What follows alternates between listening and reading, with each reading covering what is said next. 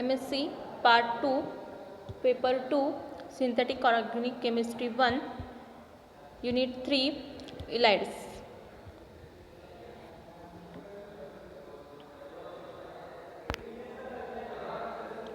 Then, what is the ylides? An ylides is defined as a neutral dipolar molecule containing a negatively charged atom directly attached to the positively charged heteroatom.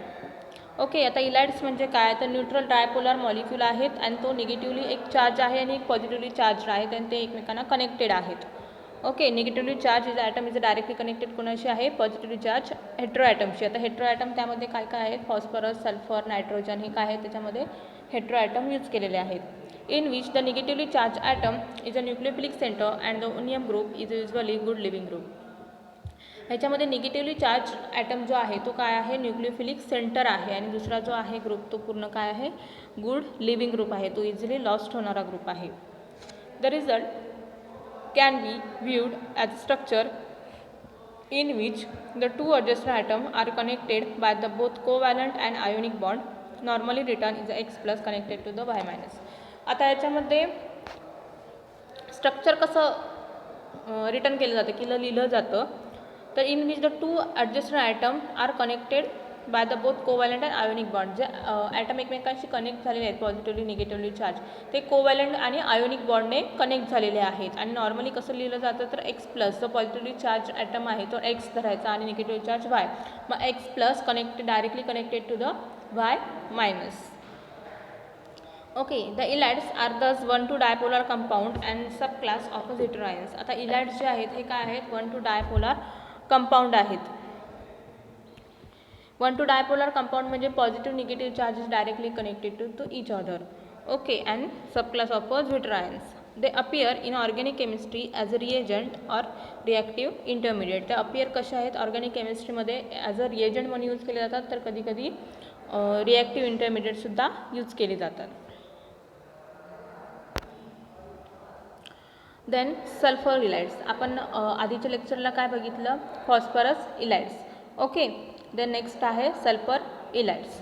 The sulphur ylides are zwitterionic compound defined by carbanion and the neighbouring positively charge sulphur atom. आता sulphur ylide काय आहे, zwitterionic compound आहे, defined by carbenium and carbanion means negatively charge atom and neighbouring positively charge sulphur atom. Okay, heteroatom ह्यामध्ये कुठे आहे, काय आहे, तर सल्फर आहे पॉझिटिव्हली चार्ज ॲटम जो आहे.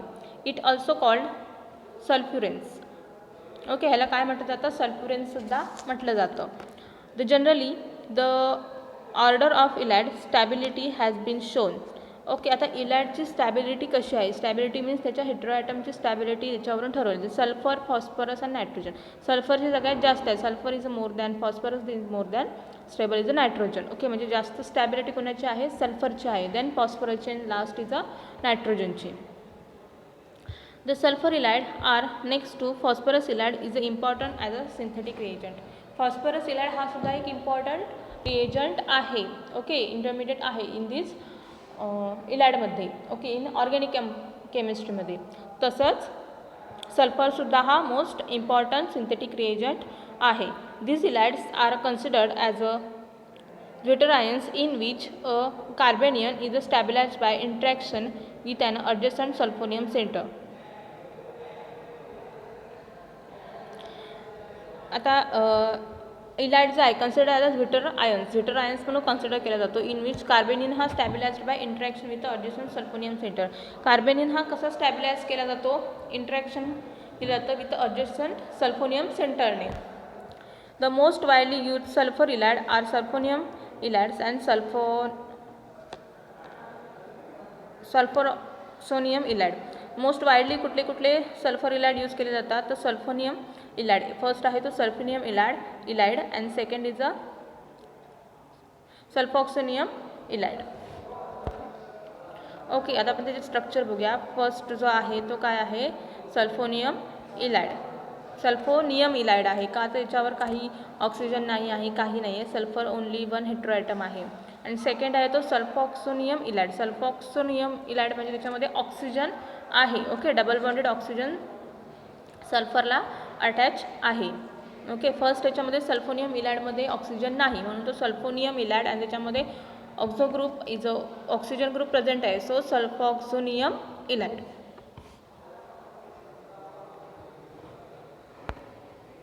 हे दोन इलाइड जे आहेत हे मोस्ट कॉमनली यूज केले जातात रिॲक्शनमध्ये. Okay, then next. The additional electronegative oxygen atom in the sulfoxonium ylide stabilize, thus the ylide considerably reactive to the sulfonium ylide. Additional electronegative oxygen atom जो आहे in the sulfoxonium ylide मध्ये तो stabilized आहे. So this ylide is considerably relative to the sulfonium ylide. The sulfonium ylides are obtained by the deprotonation of a sulfonium salt. आता सल्फोनियम Allied कसं मिळतं आपल्याला, तर सल्फोनियम साल्टला जर डिप्रोटोनेशन केलं तर. आता त्याची रिॲक्शन बघू. नंतर सल्फर इज डायरेक्टली अटॅक कोणावर करतो, इथे पण अल्किल हॅलाइडच घेतला आहे बरोबर, म्हणजे XCH आणि X group is a leaving group. Then formation of a sulphonium salt and then deprotonation केलं बेसने तर formation of a sulphonium ylide. The most important sulphonium ylide is a dimethyl sulphonium methylide.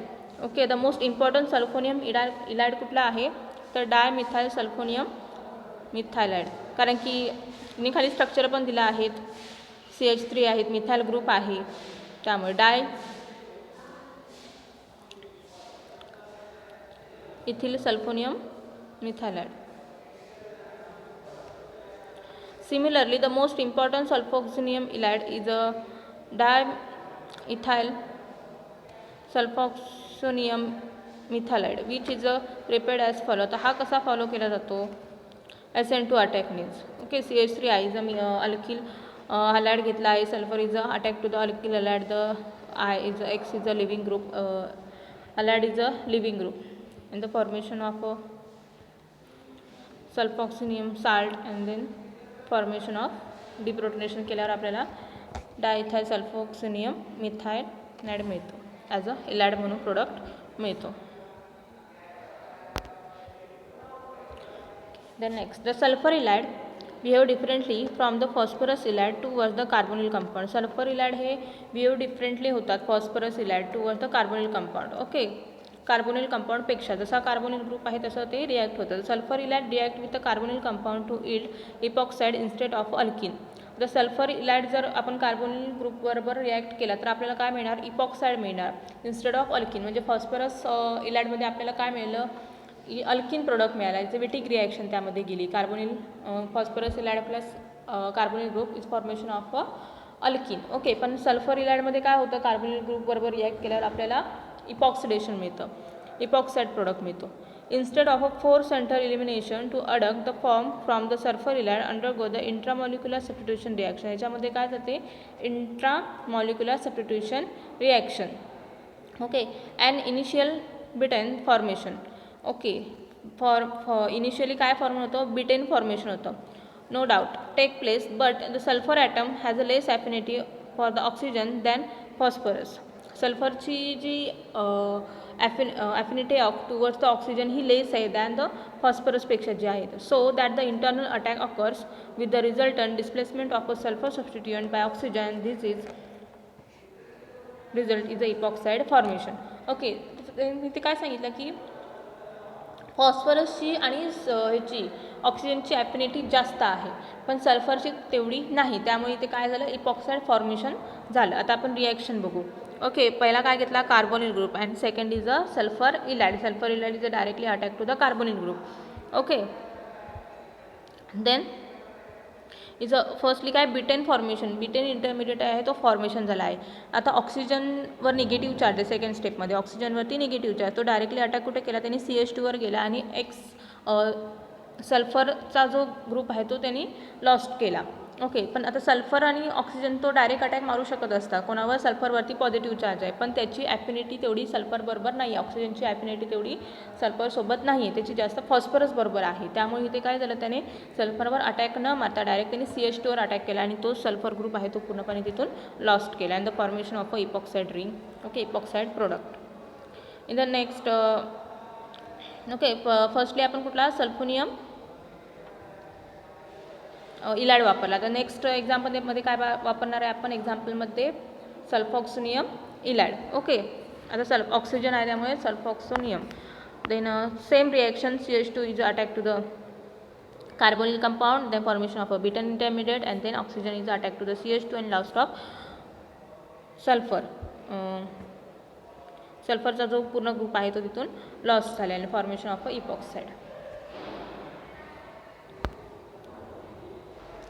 Okay, then next example काय आहे, another difference between these two reagent is the stereoselectivity in the formation of a epoxide from cyclohexanone. Okay, आता सायक्लोहेक्झानोनवरती sulphur इलाइडची काय reaction जाते, स्टेरिओसिलेक्टिव्हिटी formation होते. इथे dimethyl sulphonium methylide usually add to from the axial direction, where the dimethyl sulphonium methylide add from the equatorial direction. एकदा त्यांनी काय केले आहे, डायमिथाइल सल्फोनियम मिथाइलाइड म्हणजे सल्फोनियम इलाइडची ॲडिशन केली आहे, पण ती कशी केली आहे, ॲक्झेल ॲडिशन केलेली आहे. ओके, वरून अटॅक मारलेला आहे. पण डायमिथाइल सल्फॉक्सोनियम मिथाइलाइडची कशी ॲडिशन त्यांनी इक्वेटोरियल खालून अटॅक मारलेला आहे. बरोबर, फर्स्टली आता बघितलं तर फर्स्ट इज अ सायक्लोहेक्झानोन घेतलेला आहे, त्यामध्ये फर्स्ट ॲडिशन कसली केली आहे, ॲरोवरती जो 83% इल्डाला आहे त्याची रिॲक्शन आपण बघत आहोत. तर त्याच्यामध्ये डायमिथाइल सल्फोनियम इलाइड घेतला आहे. बरोबर, ज्याच्यामध्ये ऑक्सिजन नाही, सल्फरवर ऑक्सिजन नाही, तो घेतला आहे. तो कोणावर अटॅक मारणार, कार्बोनिलवर अटॅक मारणार. तो कसा मारणार, ॲक्झेली अटॅक मारणार. ओके, पण जो डायमिथाइल सल्फॉक्सोनियम ज्याच्यावर ऑक्सिजन आहे, जो 100% म्हणजे 100% इल्डाला आहे, तो प्रोडक्ट त्याने कसा मारला आहे, इक्वेटोरियल अटॅक म्हणजे खालून अटॅक मारला आहे. त्या ॲक्झियली अटॅक मारला, ऑक्सिजन कुठे आला, वरच्या साईडला. इक्वेटोरियल अटॅक मारल्यावर तो इक्वेटोरियल म्हणजे खालच्या साईडला ऑक्सिजन आला आहे. हा डिफरन्स आहे. ओके, सल्फोनियम इलाइडमध्ये आणि सल्फॉक्सोनियम इलाइडमध्ये. Then next the most important reaction आहे ही यामध्ये. Okay, the dimethyl sulphonium methylide is both more reactive and the less stable than dimethyl sulfoxonium methalide. The dimethyl sulfonium methalide and the dimethyl sulfoxonium methalide differ in their reaction towards alpha beta unsaturated carbonyl compound. The dimethyl sulfonium methalide gives the epoxide, where the dimethyl sulfoxonium methalide gives the cyclopropene. Okay, by the Michael addition to the carbon carbon double bond. म्हणजे काय म्हटलं त्यांनी, जर सल्फोनियम Allied वापरला तर आपल्याला काय मिळतं, इपॉक्साइड मिळतं. पण जर आपण ते सल्फॉक्सोनियम वापरला इलाइड तर आपल्याला काय मिळतं, सायक्लोप्रोपेन रिंग. बरं, तर फर्स्ट रिॲक्शनमध्ये आपण बघू, अल्फा बीटा अनसॅच्युरेटेड कंपाऊंड आहे. ओके, देन फर्स्टली काय, सल्फोनियम इलाइड म्हणजे ज्याच्यावर ऑक्सिजन नाही, ज्या सल्फरवर ऑक्सिजन नाही, तो आपण यूज केला आहे. त्याने काय केला, डायरेक्ट अटॅक कुठे मारला, कार्बोनिलवर अटॅक मारला आणि formation of a epoxide. Okay, then नेक्स्टमध्ये सुद्धा अल्फा बीटा अनसॅच्युरेटेड कंपाऊंड काय केला, त्याने डायरेक्ट कार्बोनिलवर अटॅक मारला आणि formation of a epoxide ring. पण जर आपण सल्फॉक्सोनियम म्हणजे एसवरती ऑक्सिजन, सल्फरवरती ऑक्सिजन आहे, ओके, तो सल्फॉक्सोनियम इलाइड, जर त्याची रिॲक्शन आपण अल्फा बीटा अनसॅच्युरेटेड कंपाऊंड बरोबर केली तर आपल्याला इथे काय मिळते, सायक्लोप्रोपेनियम रिंग मिळते, सायक्लोप्रोपेन रिंग मिळते. बरोबर, डायरेक्टली अटॅक हा याच्यावर जात नाही, ऑक्सिजनवर म्हणजे कार्बोनिल ग्रुपवर डायरेक्ट अटॅक जात नाही, तो कुठे alpha beta unsaturated compound, alpha beta जो बॉन्ड आहे त्यावर तो अटॅक जातो आणि आपल्याला इथे सायक्लोप्रोपेन रिंग मिळते. देन नेक्स्टमध्ये सुद्धा जर आपण सल्फॉक्सोनियम म्हणजे ज्यावर ऑक्सिजन आहे, सल्फरवरती ऑक्सिजन आहे, तो जर आपण इलाइड घेतला आणि अल्फा बीटा अनसॅच्युरेटेड कंपाऊंड असेल तर ती रिॲक्शन कुठे जाणार, अल्फा बीटा बॉन्डवर जाणार म्हणजे आपल्याला सायक्लोप्रोपेन रिंग मिळणार. हा दोन इलाइडमध्ये डिफरन्स आहे.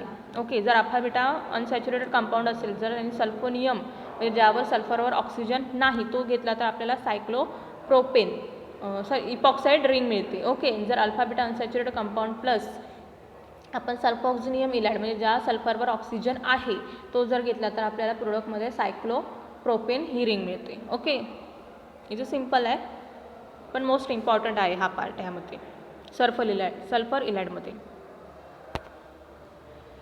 थँक्यू.